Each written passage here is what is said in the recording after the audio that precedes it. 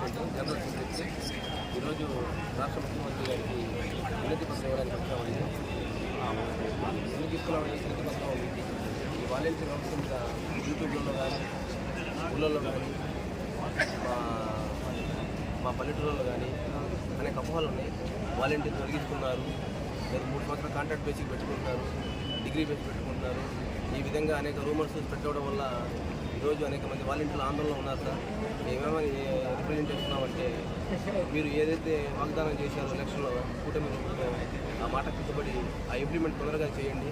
10,000 జీతం ఇస్తామన్నారు, ఆ 10,000 ఇస్తా మా ఉద్యోగ భద్రత కల్పించాల్సిందిగా రాష్ట్ర ముఖ్యమంత్రిని వేడుకుంటూ, అలాగే రాజీనామా చేసిన వాలంటీర్లని బలవంతపు వాలంటీర్లుగా పరిగణలోకి తీసుకోవాలని ఆ రోజున పరిస్థితుల్లో ఆ లోకల్ ఎమ్మెల్యేలు ఇన్ఛార్జ్ల బలవంతపు రాజీనామాలుగా పరిగణలోకి తీసుకొని వాళ్ళని తిరిగి రీకాల్ కింద తీసుకుంటూ జీవో ఇచ్చి వాళ్ళని కూడా వాలంటీర్లుగా పరిగణలోకి తీసుకుంటారని ఆశిస్తూ రిప్రజెంట్ చేద్దామని వచ్చామండి.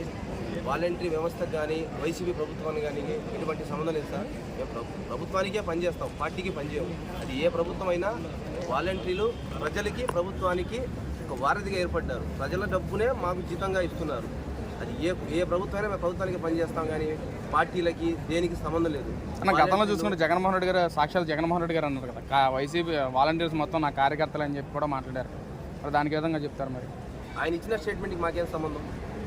ఎక్కడైనా రాష్ట్రంలో వాలంటీర్లు వచ్చి మేము వైసీపీ కార్యకర్తలం, ప్రభుత్వానికి మాకు సంబంధం లేదు, పార్టీతో మాకు సంబంధం అని చెప్పారా? చెప్తే చెప్పండి, లేదా అటువంటి ప్రూఫ్ ఏమైనా ఉందా? పెద్ద స్థాయి వ్యక్తులు స్టేట్మెంట్ ఇస్తున్నప్పుడు చిన్న స్థాయి ఉద్యోగులు దాన్ని ఆ టైంలో ఎట్లా ఖండిస్తాం మేము? ఆ ప్రభుత్వంలో వాళ్ళు ఉన్నప్పుడు ఒక స్టేట్మెంట్ రిలీజ్ చేసినప్పుడు ఈరోజు నేను బయటకు వచ్చి మాట్లాడిన వ్యక్తి ఉద్యోగం ఉండిద్దా? అది ఏ వాలంటీర్దేనా? ఉండదు కదా.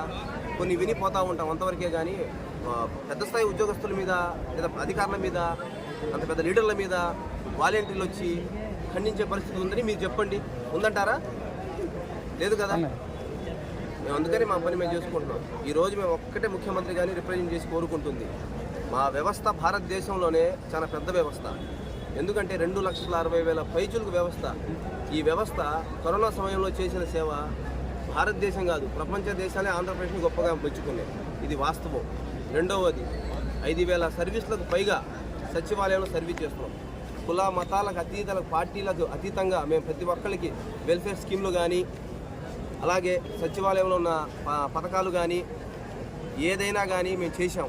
అంతవరకే. కానీ ఒక పార్టీ కొమ్ము గాయడమో, ఒక వ్యక్తి కొమ్ము గాయడమో ఈ వాలంటీర్ వ్యవస్థకు సంబంధించినది కాదు. దీన్ని ప్రజల్లో రాంగా కన్వే అయింది. అది కన్వే కాకూడదని ముఖ్యమంత్రి కానీ మేము వేడుకుంటున్నాం. అయ్యా, మీరు మా యందు దయ్యుంచి కూటమి ప్రభుత్వంలో మీరు పవన్ కళ్యాణ్ గారు ఏదైతే వాగ్దానం చేశారో ఆ వాగ్దాన్ని తొందరగా ఇంప్లిమెంట్ చేయండి అయ్యా.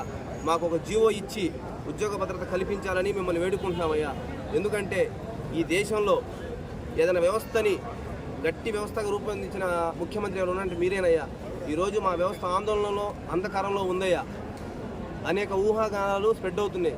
మీరు తొందరగా రేపు 22వ తారీఖు క్యాబినెట్ మీటింగ్ కానీ అసెంబ్లీ సమావేశాల్లో కానీ మా గురించి ప్రస్తావన తెచ్చి ఒక మంచి వార్త ఇస్తారని మిమ్మల్ని వేడుకుంటున్నాం. రాష్ట్రంలో ఉన్న ఇప్పుడు ప్రజెంట్ 1,60,000 వాలంటీర్లు ఎదురు చూస్తా, అలాగే రాజీనామా చేసిన 1,05,000 ప్లస్ వాలంటీర్లు ఎదురు చూస్తున్నారయ్యా. వాళ్ళ వాలంటీర్ల రాజీనామాల్ని మీరు మానవతా దృక్పథంతో రీకాల్ చేయండి. బలవంతపు రాజీనామాల కింద స్వచ్ఛందంగా చేసిన రాజీనామాలు అయితే కాదు. కావాలంటే మీరు ఒక్కసారి పరిశూ చేయండి. మీరు పరిశూ చేసి ఏది వాస్తవం ఏది అవాస్తవం అని తెలుసుకొని దాని ప్రకారం మీరు ముందు నడవండి అయ్యా. మీరు మా ఇచ్చిన వాగ్దానాలను అమలుపరుస్తారని ఆశిస్తూ మిమ్మల్ని వేడుకుంటున్నామయ్యా. పెట్టారు కానీ తప్పదు.